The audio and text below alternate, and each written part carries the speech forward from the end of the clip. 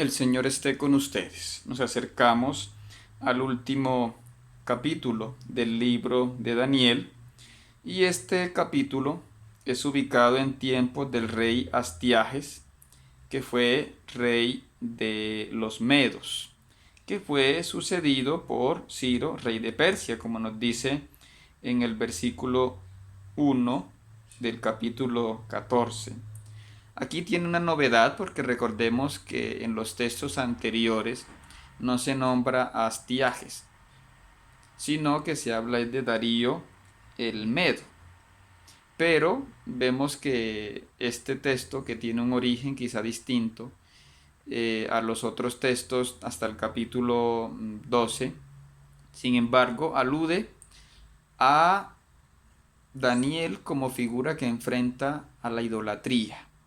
Por eso los estudiosos llaman a este capítulo, que es la historia de Bel y el dragón, lo llaman un midrash, es decir, un comentario a la escritura o un relato popular para fortalecer la fe judía, ¿no? La versión griega de los 70 tiene un encabezado que dice que esta fue tomada de la profecía de Ambacún o Habacuc, hijo de Jesús, de la tribu de Leví, que parece indicar una colección independiente y anterior a la persecución de Epífanes, porque vemos aquí que hay un rey que es un poco como simpático. Esto es lo que nos dice el padre Maximiliano García Cordero en sus comentarios bíblicos. En fin, pero aquí además se nos dice que Daniel era sacerdote y a diferencia de los primeros 12 capítulos, aquí es Daniel quien provoca el conflicto. Entonces dice que aquí los babilonios tenían un ídolo llamado Bel, que sabemos que es el mismo Marduk. Bel significa Señor.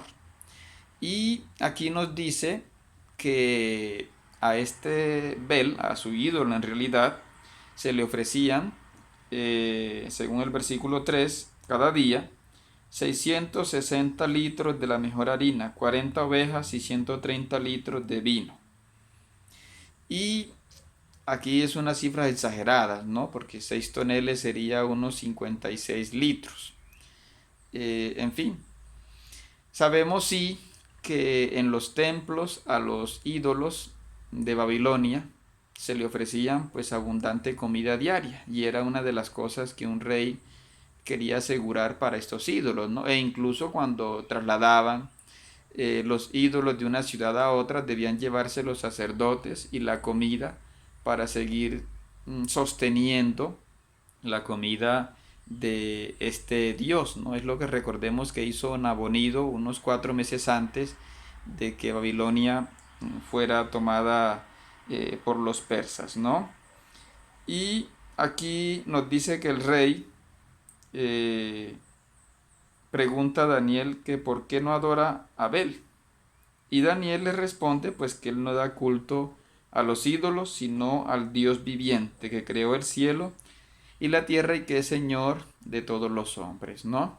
Entonces aquí Daniel le dice a el rey que no se deje engañar, en este caso el rey Ciro, un rey pues que tenía fama de que fue tolerante en lo religioso. En cambio, Jerjes, uno de sus sucesores, es visto como alguien que incluso tomó algunos templos, ¿no? Entonces vemos aquí que Daniel le pide al rey que ponga comida, en fin, como siempre se hace en el templo de este ídolo, pero que además esparza harina para descubrir que por la noche los 70 familiares de los sacerdotes entraban por una puerta falsa y se llevaban la comida, ¿no? Entonces aquí en el capítulo 14 dice, trajeron ceniza y la regaron por todo el templo. Todo esto lo presenció solamente el rey. Y cerraron con llave la puerta, la sellaron con el sello del rey y se fueron. Por la noche llegaron los sacerdotes como de costumbre con sus mujeres y niños y se comieron todos los alimentos y se bebieron el vino. Por supuesto, en la mañana el rey encuentra las pisadas y encuentra además la puerta secreta, y entonces dice aquí que los mandó matar a todos los falsos sacerdotes, en fin, y dice que entregó el ídolo a Daniel, quien destruyó el ídolo, lo mismo que al templo, ¿no?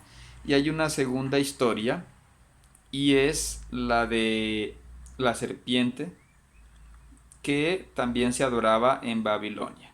Aunque está hablando del tiempo de los persas, se centra aquí en Babilonia, ¿no? Entonces dice que la serpiente era símbolo de Tiamat o del dragón océano de la mitología. Y Daniel aquí se acerca al rey, que le dice: no puedes decir que este no es un Dios viviente, tienes que adorarlo. Pero Daniel responde de nuevo: yo adoro al Señor mi Dios, que es el Dios viviente. Si su majestad me da permiso, mataré a esa serpiente sin espada ni palo alguno. Entonces Daniel aquí le da a comer brea, grasa y unos pelos, los pone a cocer, hace unas tortas, se las echa en la boca a la serpiente y ella come y revienta. Esto por supuesto le va a molestar a los sacerdotes que tenían a esta serpiente, ¿sí? E incluso le exige, se atreven a exigirle al rey que les entregue a Daniel, ¿no? Lo echan entonces a un foso de leones donde está 6 días. Allí dice que había 7 leones, a los que cada día les echaban 2 hombres muertos y 2 ovejas, pero ese día no les echaron nada para que se comieran a Daniel. Entonces dice aquí, en el versículo 33, por aquel tiempo se encontraba en Judea el profeta Habacuc, otros lo llaman Ambacum. Bueno, pero no parece ser el mismo profeta del cual tenemos un libro, sino más bien de un Habacuc nombrado en Ezequiel 8:3, que aquí dicen que fue transportado espiritualmente. Esto también lo vemos en Primera de Reyes 18:2, en Segunda de Reyes 2:11, en Ezequiel 8:3, en Hechos 8 del 39 al 40, donde se habla de traslados espirituales. Y entonces en esta escena del foso de los leones es ya no un ángel, sino un profeta el que alimenta a Daniel. Recordemos que está aquí 6 días, ¿no? Y dice aquí que el ángel, un ángel del Señor, fue el que llevó a Habacuc y le dijo: Daniel, Daniel, toma esta comida que Dios te ha mandado. Y Daniel hace una oración de agradecimiento, ¿no? Y de inmediato Habacuc es regresado al lugar donde estaba, es presentado como si estuviera en Israel, ¿no? Y entonces dice que a los 7 días fue el rey a hacer lamentación por la muerte de Daniel, pero al llegar al foso de los leones vio que allí estaba sentado Daniel.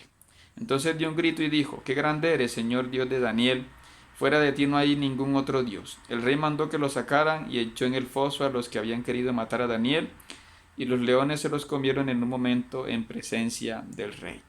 Entonces aquí se presenta la supervivencia de Daniel, similar a lo que veíamos en los capítulos anteriores, simplemente como una crítica que se hace a la idolatría de los babilonios, ¿no? Entonces estos 2 capítulos son también para animar al pueblo, aunque en el capítulo 13 se hace una crítica al propio pueblo. En el versículo 14 se hace una crítica a la idolatría de los pueblos extranjeros.